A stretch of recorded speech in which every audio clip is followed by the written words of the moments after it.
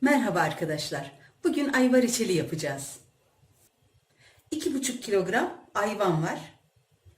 Bunları önce soyup küçük küçük doğrayacağım.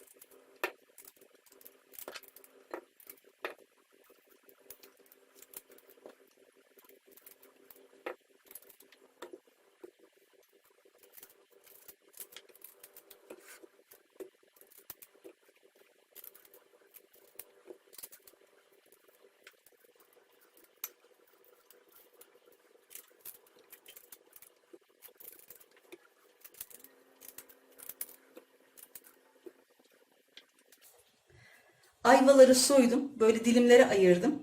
İçinden çıkan çekirdekleri de küçük bir kaseye koydum. Şimdi de bunları küp küp doğrayacağım.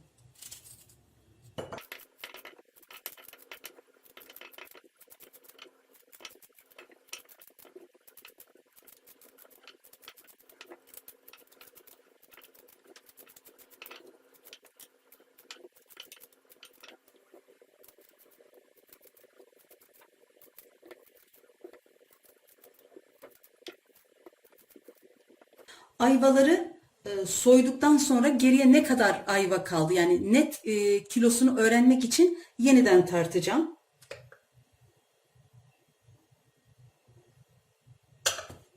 Önce kabın darasını alıyorum. Şimdi de ayvaları içine döküyorum.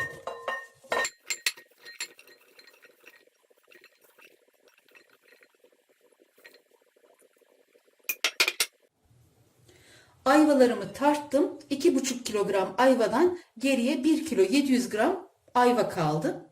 Şimdi bunları tekrar yıkayacağım. Ayvaları soymadan önce yıkamıştım. Bazı tozlar içine girdi. Tekrar yıkayacağım. Dikkat ederseniz doğrarken ayvaları limonlu suya ya da suyun içine falan koymadım. Kararmasın diye herhangi bir işlem yapmadım. Çünkü ayvanın kararması bizim için hiç sorun teşkil etmiyor. Yıkadığım ayvaları artık tencereme alıyorum.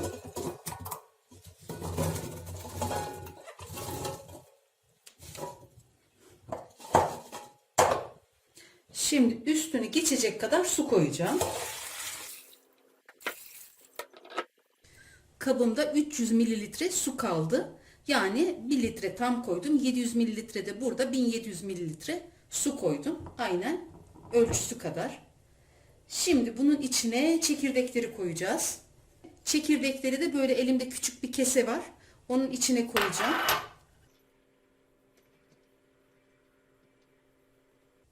Bütün çekirdekleri içine koydum. Kesemin ağzını bir iple sıkıca bağlıyorum. Ve içine atıyorum. Ayva çekirdekleri reçele hem renk veriyor hem de kıvam veriyor. Ayva çekirdeklerinin yanında karanfil ve tarçın da ekleyebilirsiniz. Ben ayva reçelini sade sevdiğim için bugün bu şekilde yapacağım. Reçel ocağı aldım. Ocağın büyük gözünde harlı ateşte artık kaynamaya bırakıyorum. Tenceremiz kaynamaya başladı. Şimdi altını kısıyorum ve saate bakıyorum. En az yarım saat bu şekilde kısık ateşte kaynayacak. Ayvalar erir diye sakın korkmayın. 5-10 dakikayla istediğimiz randımanı alamıyoruz. O yüzden bir yarım saat kısık ateşte bu şekilde kaynasın. Yarım saat doldu. Artık şekerini ekliyorum. 1 kilo 700 gram ayvaya 1 kilo 270 gram şeker koydum. Ayvada ölçümüz 1 kiloya 1 litre su ve 750 gram şeker. Ölçü bu kadar basit.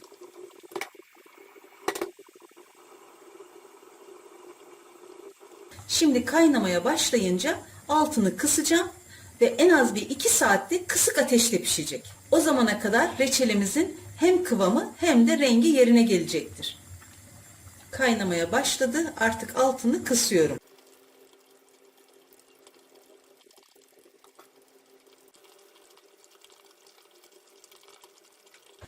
Şekerini ekleyip kaynadıktan sonra 45 dakika geçti.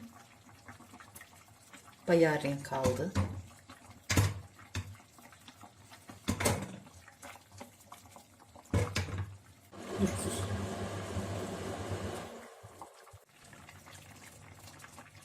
Kaynayalı 1,5 saat oldu. İyice renk aldı. Daha devam ediyor. Bir yarım saat daha pişecek bu şekilde. 2 saatin dolmasına 20 dakika kala 1 yemek kaşığı limon suyu ekliyorum.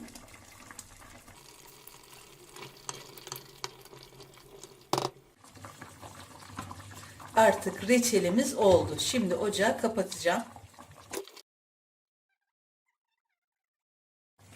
Artık altını kapatıyorum.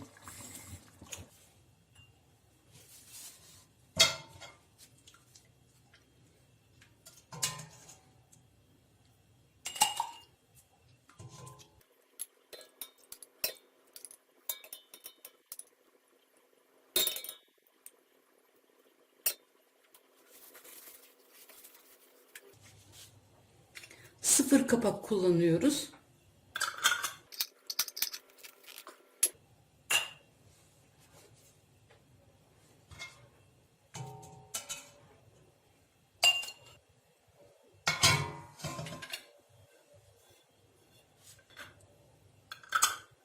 Kapağı 3 geri yapıp 1, 2, 3 ve sıkıca kapatıyoruz. Böyle yapınca ters çevirmemize gerek kalmıyor.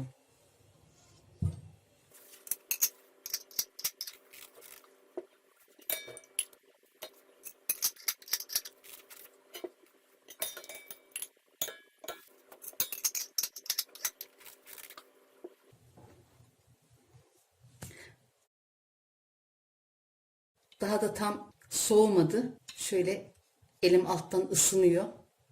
Şekerini birebir koyarsanız bu kadar çok kaynatamazsınız. O zaman da bu kıvama, bu renge gelmez. Bu ölçülerde yaparsanız birebir tutturabilirsiniz. Sadece çekirdekleriyle bu renge geldi. Yarım saat ön kaynatma, 2 saatte şekeriyle kaynadı. Ortalama 2,5 saatte ayva reçelimiz hazır hale geldi. Reçelim soğudu.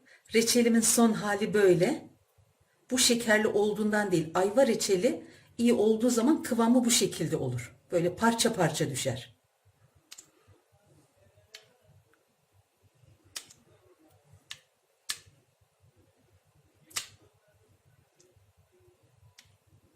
Özellikle şu suyunun kıvamını göstermek istedim.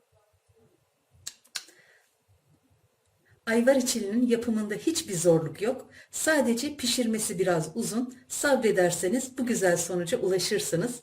Yapmak isteyen herkese şimdiden kolay gelsin, afiyet olsun.